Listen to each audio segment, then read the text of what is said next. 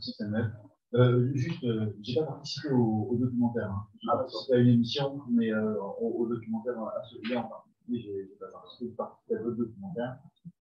Qui était passé sur Arte, puis un autre avant, en 5 aussi, mais plus sur la question de la guerre.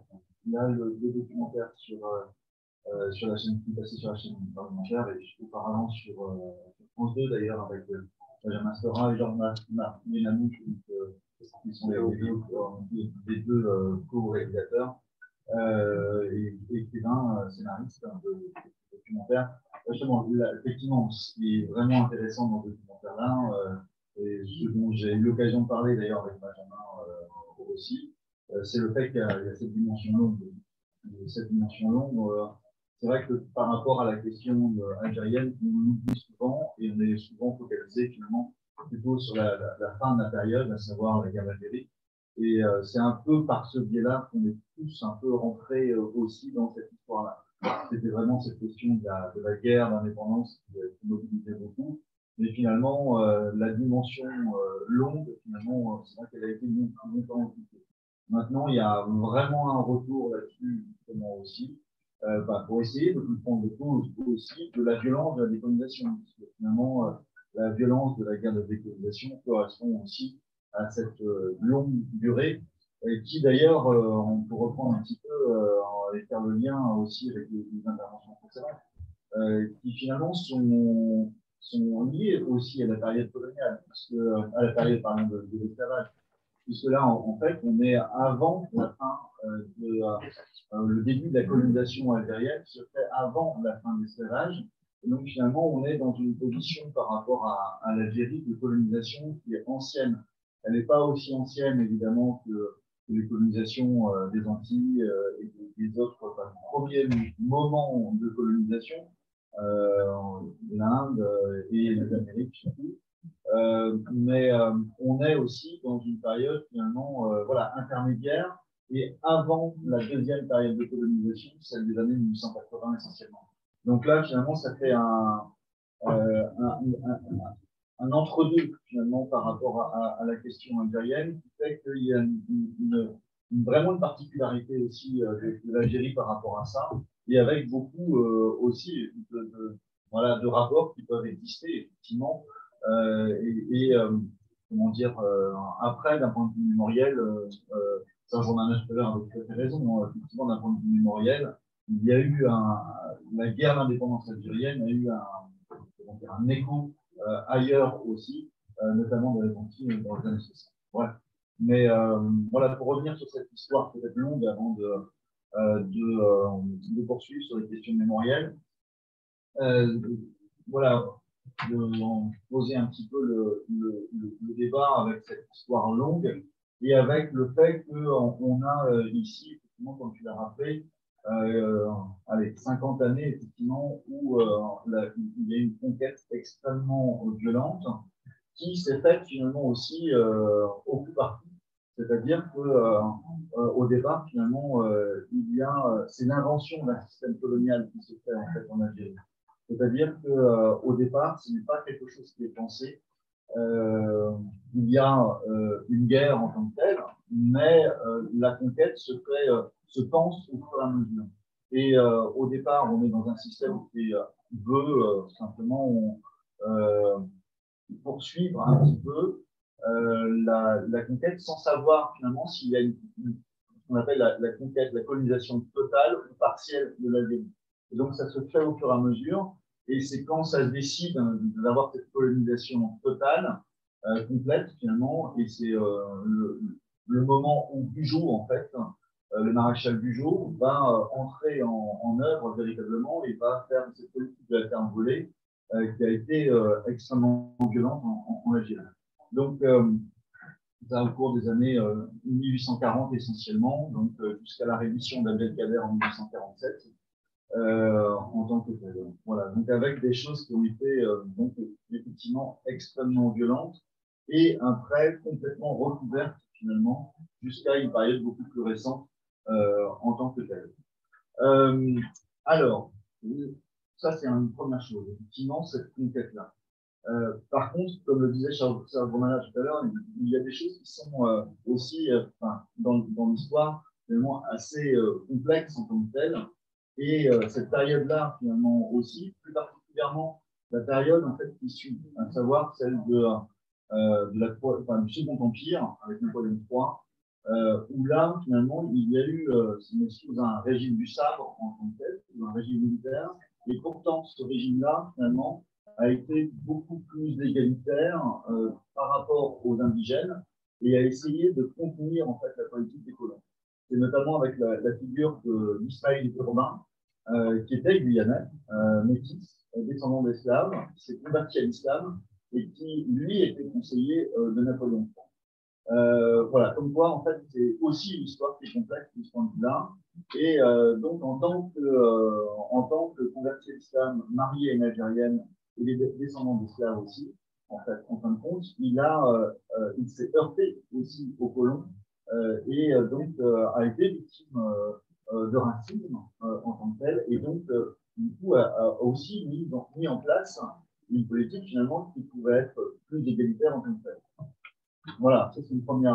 Ce qu'on a appelé aussi le rêve arabe de Napoléon III, correspondait à une volonté d'empire, mais finalement d'empire dans lequel les inégalités auraient peut-être été moins importantes. C'est une sorte de Commonwealth, un peu fédération de Commonwealth au 19e, mais voilà, donc avec tout ce que ça peut aussi, ben voilà, on peut en discuter en tant que tel, mais avec une volonté quand même assez intéressante, hein, même quasiment de décolonisation du urbain. Voilà, donc c'est aussi quelque chose qui était assez intéressant et c'est une figure assez intéressante aussi en tant que la contradiction fondamentale, je trouve aussi, dans cette histoire, c'est que finalement, c'est après l'instauration de la Troisième République que le système le plus discriminatoire se met en place en Algérie.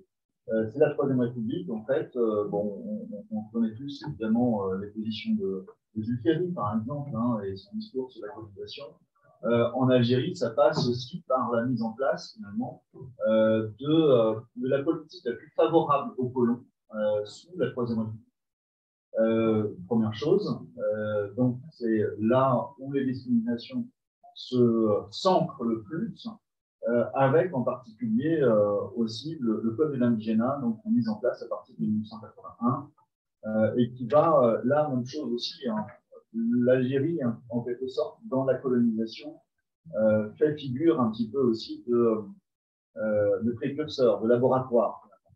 Et après, on va avoir ce Code de l'indigénat qui va se disséminer aux autres colonies. Il y a eu des préfigurations auparavant aussi, hein, d'ailleurs, le Code de l'indigénat puise depuis les années 1830. On l'a retrouvé également dans les années 1860 en Indochine.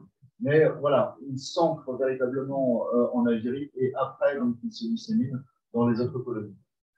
Et donc là, en fait, on a cette contradiction même, finalement, dans le système français, dans l'histoire française, qui fait que ça va durer sur la longue période, jusqu'aux périodes de la décolonisation aussi. On a une sorte de rejeu au moment de la décolonisation de la période de la conquête.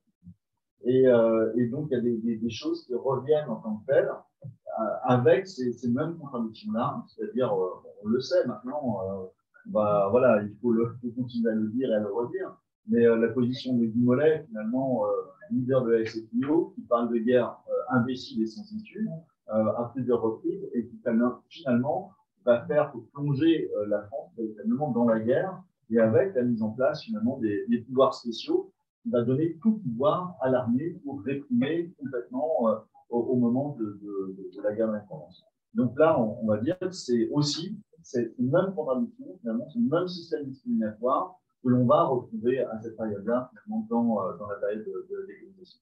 Et au bout du compte, finalement, on se retrouve avec le général de Gaulle, qu'on pourrait, voilà, qui est un peu cette figure de droite et qui veut comment dire, à des éléments qu'on pourrait retrouver avec l'Empire napoléonien, si vous voulez, Napoléon III, qui, au bout du compte, fait cette indépendance. Et donc, ça contribue aussi en fait à ce que la question de la décolonisation, particulièrement par rapport à la guerre d'Algérie, fasse aussi voilà, autant de débats en quelque part et soit aussi difficile comment dire, à porter en tant que tel par les uns et par les autres depuis lors, je crois. Donc voilà. Et alors par contre, par rapport à la guerre d'indépendance, il faut voir aussi, évidemment, ce sont les déchirements qu'il y a eu. Déchirements qui ont conduit, d'une part, certains résistants à passer carrément, à basculer dans l'extrême droite, et c'était la résurgence à ce moment-là, finalement, de l'extrême droite, qui était complètement d'ailleurs aussi laminée depuis évidemment la fin de la Seconde Guerre mondiale. Mais là, il y a eu quelque chose qui a ressurgi en tant que tel et qui a fait que finalement, voilà, c'était une nouvelle jeunesse, un nouveau point d'ancrage finalement par rapport à la question du nationalisme aussi. Finalement, ce nationalisme blessé, si vous voulez, pendant la guerre d'Algérie, qui a fait que là, en fait, on a eu une extrême droite qui a pu se reformer en tant que telle sur cette nostalgie de l'Empire au fur et à mesure. Donc, avec les personnes qui ont été entrées dans l'OAS et qui ont continué leur parcours ensuite. Donc, comment dire, des personnes qui étaient issues de la résistance aussi, par contre, qui ont basculé vers l'OAS, des personnes qui étaient issues de la gauche qui ont basculé vers aussi quelque chose proprement Algérie française, Jacques Soustelle, Georges Bidault, par exemple, qui étaient des grandes figures à la fois de la gauche et puis de la résistance, qui ont continué à porter après, en fait, cette nostalgie de l'Empire et cette période de l'Algérie française. Et donc ça, c'est quelque chose aussi qui a quelque part, comment dire, profondément perturbé, on pourrait dire aussi, une lecture politique saine, c'est-à-dire une gauche porteuse aussi d'universalisme et d'espoir et d'émancipation, etc., etc.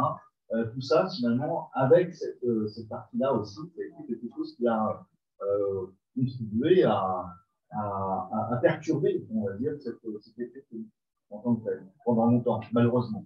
Et on l'a retrouvé encore, finalement, dans les années relativement récentes par rapport à ça, je crois. Et heureusement, on va dire aussi, voilà, ce sera l'autre message, c'est que finalement, cette guerre d'indépendance aussi, elle a été une sorte de laboratoire politique et de recomposition politique très importante, qui a fait que finalement, on a eu l'émergence au fur et à mesure d'une gauche anticoloniale qui existait, hein, qui préexistait aussi, mais qui a pu s'ancrer au fur et à mesure, se recréer, par contre, en marge des partis, enfin, de la SFI en particulier.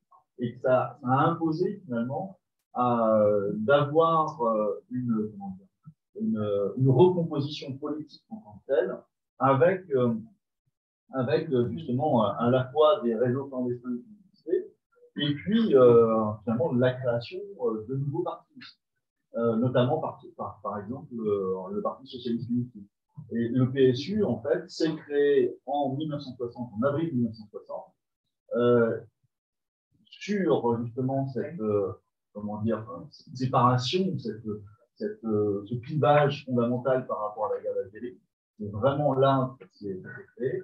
Et une des questions qui a été primordiale d'ailleurs, et qui a été posée dès la création du Parti socialiste unifié, ça a été celle de la désobéissance. La désobéissance, finalement, dans la guerre d'Algérie aussi, à savoir, est-ce que l'on peut continuer finalement à participer à une guerre qui est contre les valeurs de la République. Et voilà, on a ici cette recréation avec aussi portée par des syndicats, l'UNEF par exemple.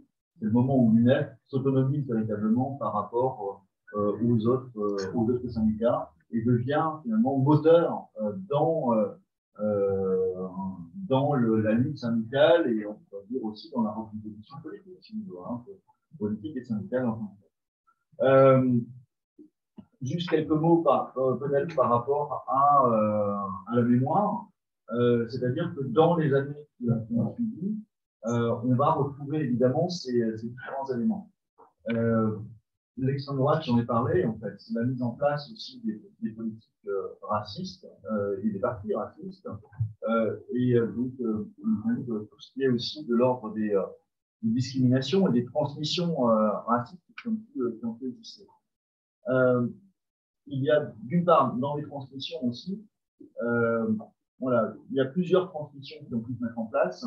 La première, c'est par rapport, par exemple, aux soldats qui ont participé à la guerre en Algérie.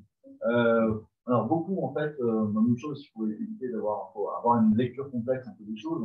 Beaucoup comprenaient. Hein. On a à peu près 50% et même plus, des soldats qui comprenaient la lutte d'indépendance, mais qui ont été obligés de participer.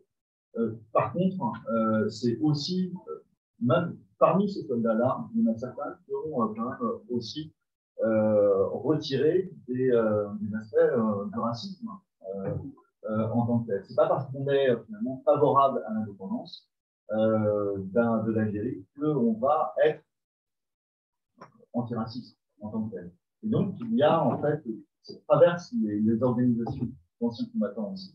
Malheureusement, en fait, cette dimension-là qui est présente. Première chose. Deuxième chose, évidemment, c'est dans les institutions aussi que l'on va retrouver ces éléments-là. Tous les pieds noirs n'étaient pas racistes, bien entendu, mais on va trouver aussi d'anciens policiers qui ont pratiqué la torture, d'anciens magistrats qui ont été dans une dimension coloniale, au niveau de la médecine, c'est pareil aussi. Hein, Franck Fanon a lutté beaucoup contre une lecture qui était raciste, finalement, de la médecine, en considérant qu'il y avait une mentalité nord-africaine, par exemple. Tous ces éléments-là, finalement, ont été importés, finalement, en métropole, pendant la guerre d'Algérie elle-même, d'ailleurs, hein, aussi, mais avec, par exemple, Maurice Papon et tout ce qui a pu être fait, notamment au moment du 17 octobre. Et puis, évidemment, après l'indépendance algérienne aussi, on a eu cette importation, finalement, aussi, d'un racisme colonial en tant que tel. Tout ça, ça a perduré avec la mise en place, dans les années 70 aussi, finalement, les premiers meurtres, les assassinats politiques aussi. Même chose, toujours en référence, finalement, aussi, par exemple, à l'OAS et au commando d'État de l'OAS. Ça, c'est juste dans les années récentes, que le sigle OAS a été réutilisé jusqu'à il y a peu, comme tu le sais, très certainement. Donc, finalement, on a cette dimension en tant que telle qui est présente. Ce qu'il faut, sur lequel il faudrait insister, et je vais arrêter là, parce que ce ne va pas être trop long non plus, mais le fait qu'il faut insister aussi sur le fait qu'il y a eu des personnes qui ont aidé à la décolonisation et que c'est dans une lecture qui est beaucoup plus positive, on va dire aussi. Ce n'est pas forcément une lecture univoque qu'il faut avoir, mais c'est quelque chose qui est plus complexe en tant que tel. Et donc, il y a des personnes qui ont aidé à cela. Voilà, au moment de la guerre d'indépendance, en allant, en fait, en prenant des risques, et jusqu'au cœur de l'institution aussi, je pense au général de Bollardière, par exemple, mais ils sont nombreux, en fait, à avoir aussi aidé à la question de l'émancipation et de l'indépendance. Voilà.